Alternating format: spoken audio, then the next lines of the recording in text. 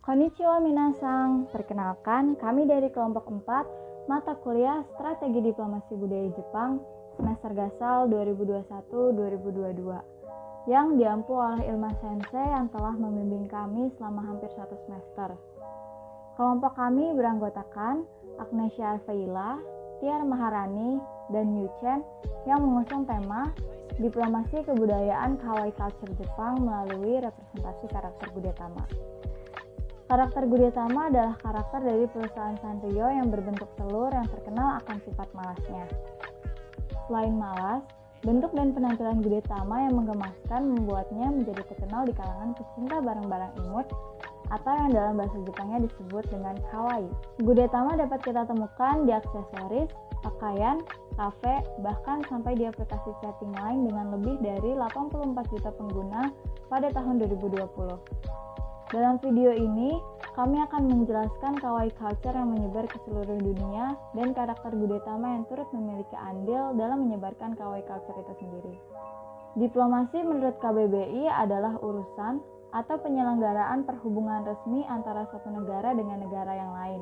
Diplomasi biasanya mengacu pada hubungan internasional suatu negara dengan negara lain terhadap berbagai bidang kenegaraan, seperti politik, budaya, ekonomi, dan sosial. Jepang merupakan negara yang terkenal akan kebudayaannya yang sangat banyak dan unik, seperti pop culture dan kawaii culture. Dengan kepopuleran budaya yang dimiliki Jepang, kebudayaan dapat dijadikan sebagai strategi diplomasi kebudayaan bagi Jepang kepada negara lain. Siapa sangka bahwa kawaii culture juga dapat menjadi strategi diplomasi kebudayaan.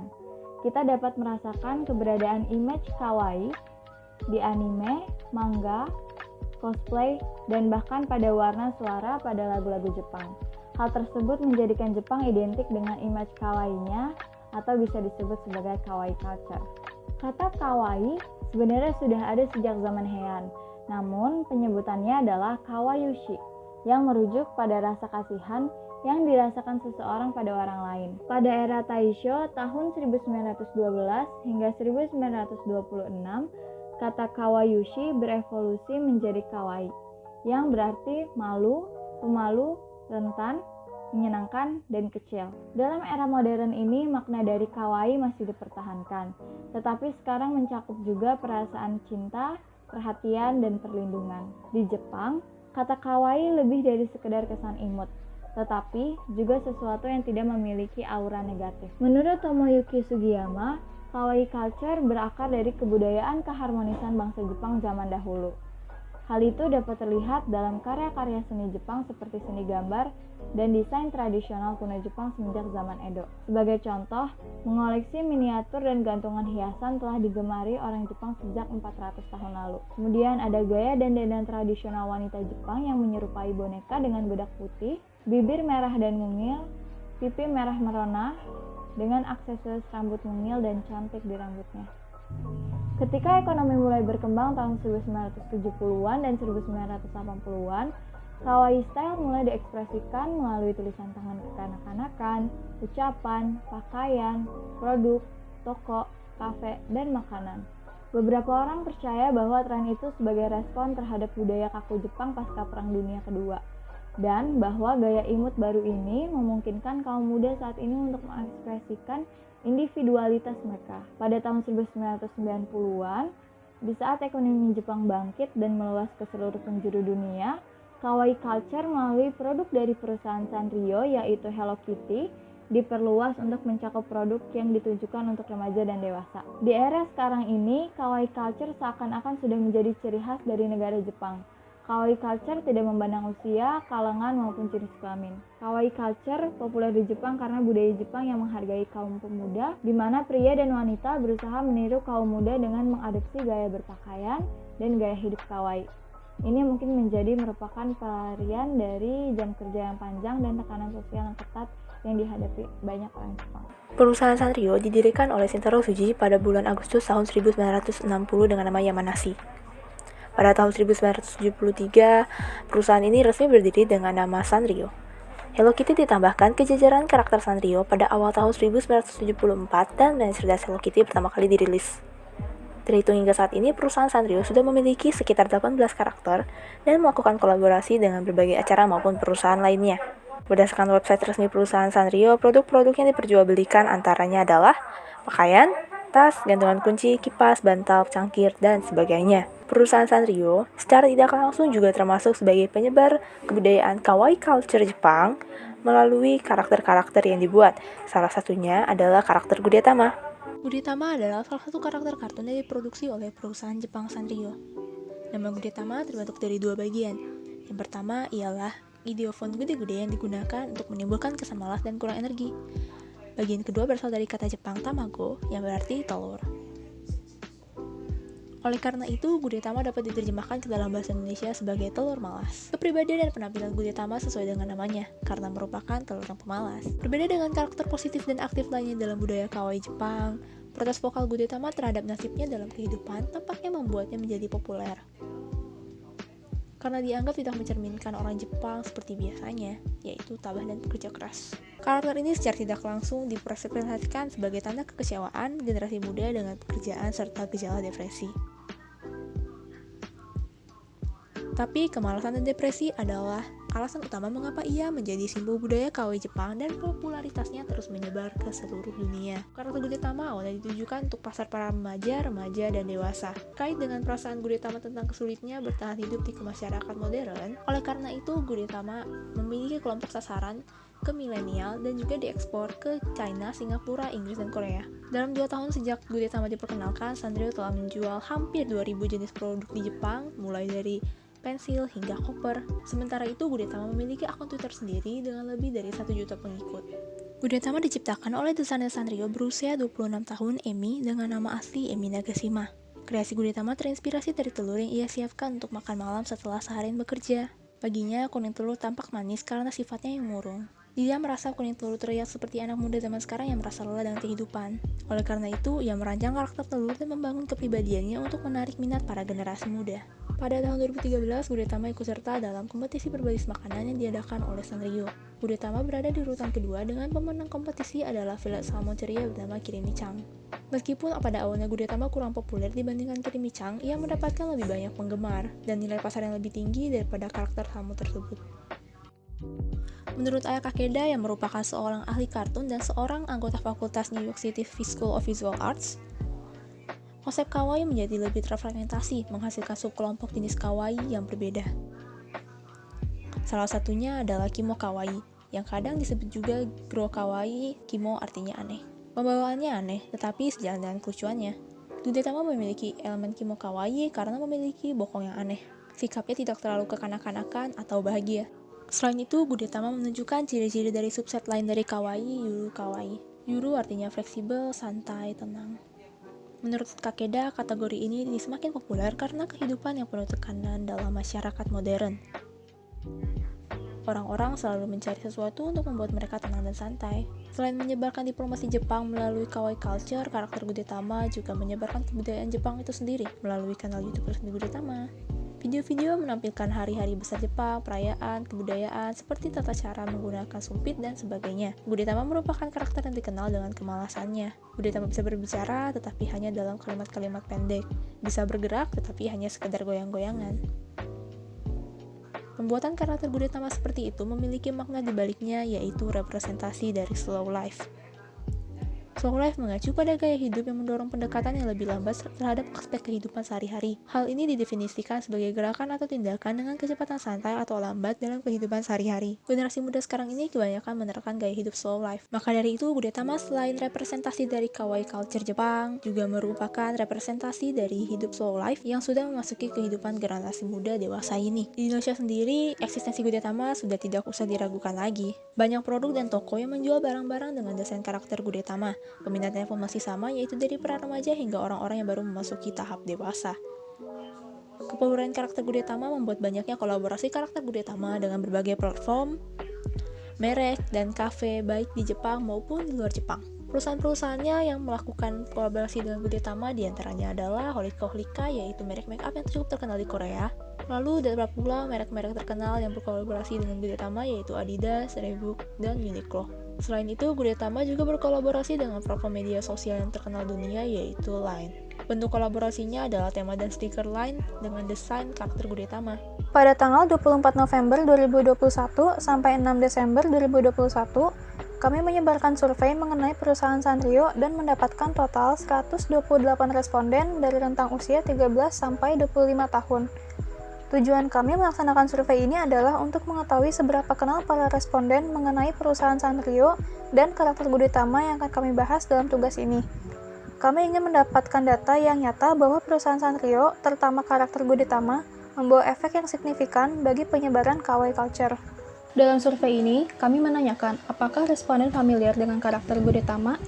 Sebanyak 111 responden mengaku familiar dengan karakter Gudetama. Kami menanyakan di platform mana biasanya responden melihat gambar Gudetama. Dari jawaban yang kami terima, dapat kami simpulkan bahwa karakter Gudetama lebih banyak dilihat pada media sosial. Jawaban mereka adalah sebagai berikut dengan 3 jawaban teratas. Yang pertama, 70 jawaban Instagram. Kedua, 59 jawaban Line. 3, 37 jawaban event di Jepangan. Lalu, sebagai pertanyaan terakhir, kami menanyakan produk dengan gambar Gudetama apa yang sering responden lihat. Jawaban responden adalah sebagai berikut dengan 3 jawaban teratas. Pertama, 99 jawaban stiker dan tema Line. Kedua, 65 jawaban aksesoris. Dan ketiga, 59 jawaban boneka. Jawaban-jawaban tersebut sejalan dengan apa yang diproduksi oleh perusahaan Sanrio, baik diproduksi sendiri maupun kolaborasi dengan perusahaan lainnya, seperti yang telah disebutkan pada sebelumnya.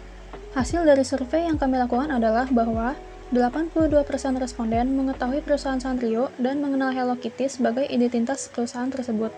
Kemudian, 86,7% responden mengenal Gudetama sebagai karakter berbentuk telur yang lucu dan paling sering melihatnya di aplikasi media sosial Line atau Instagram. Kesimpulan yang bisa kami tarik adalah bahwa Gudetama memang menyebarkan kawaii culture di kalangan anak muda usia 13 sampai 25 tahun. Di era sekarang ini, budaya populer Jepang sudah menjadi tren yang berkembang di seluruh dunia, terutama di kalangan generasi muda.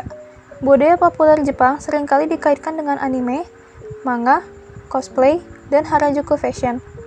Seiring dengan semakin berkembangnya teknologi yang menghasilkan banyak platform media sosial yang mudah diakses di seluruh dunia, penggemar budaya populer Jepang banyak terlihat mencurahkan kegemarannya melalui berbagai platform media sosial tersebut. Selain itu, Jepang juga berperan penting sebagai trendsetter baik dalam aplikasi industri maupun tren dan gaya perilaku konsumen. Banyak produk di dunia yang diadaptasi dengan desain yang bernuansa Jepang. Ada banyak alasan konsumen Asia menyukai kebudayaan Jepang saat ini. Namun, di atas seluruhnya, sifat dan gaya kawaii yang ditampilkan produk budaya populer Jepang menjadi daya tarik utamanya. Misalnya, musik pop Jepang atau J-pop yang memecahkan rekor kepopuleran di seluruh wilayah Asia, sebagian besar karena kebanyakan dari artis-artisnya yang dikatakan sangat cute atau kawaii.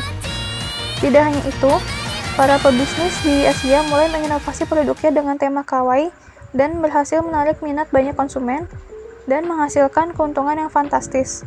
Maka dari itu, budaya populer Jepang tidak hanya menarik minat para generasi muda, tapi juga telah merambah pasar dunia dan memberikan akses pengaruh ekonomi yang lebih luas bagi Jepang. Dalam perkembangannya, kalangan industri sangatlah berperan besar dalam menyebarkan dan mempopulerkan kawaii culture. Meskipun begitu, kawaii culture lahir di tengah-tengah subkultur generasi muda Jepang pada awal tahun 1970-an, bukan sengaja diciptakan oleh kalangan industri.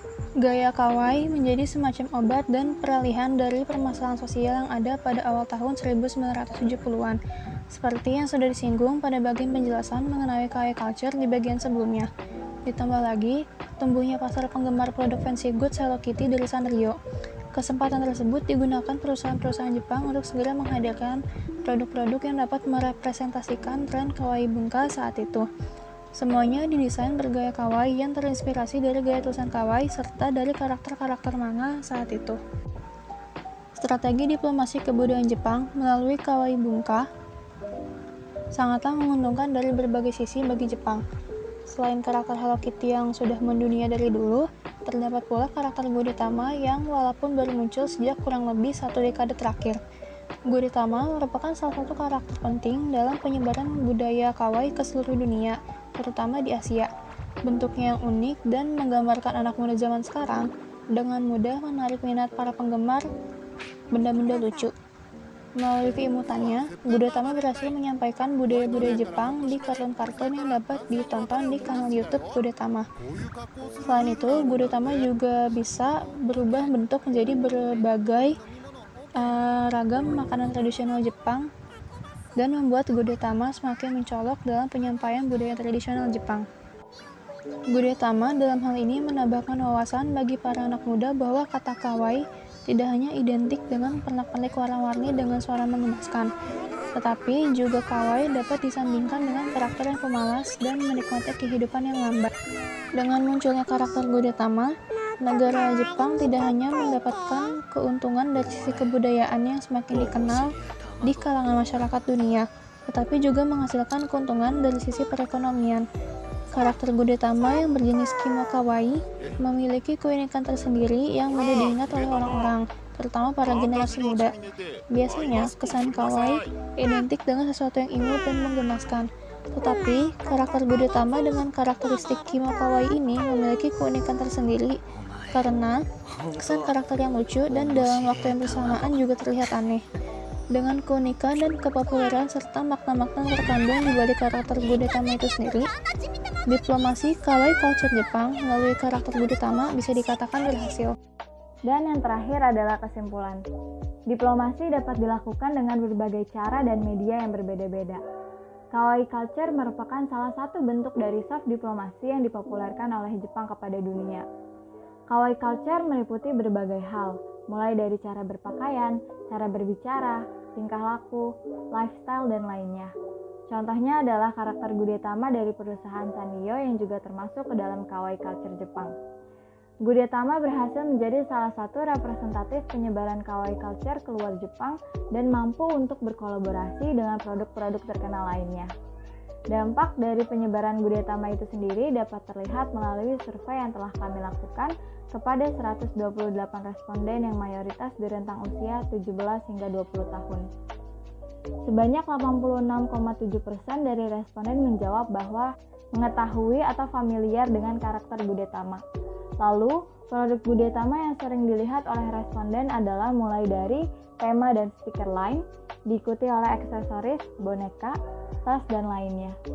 Penyebaran kebudayaan Jepang melalui Gudetama juga dapat dilihat di kanal YouTube Gudetama itu sendiri, yaitu memberikan informasi mengenai hari-hari penting di Jepang beserta kebudayaannya. Dengan demikian, dapat dikatakan bahwa penyebaran kawaii culture melalui Gudetama telah berhasil. Sekian dari kelompok kami, kurang lebihnya mohon maaf, semoga bermanfaat.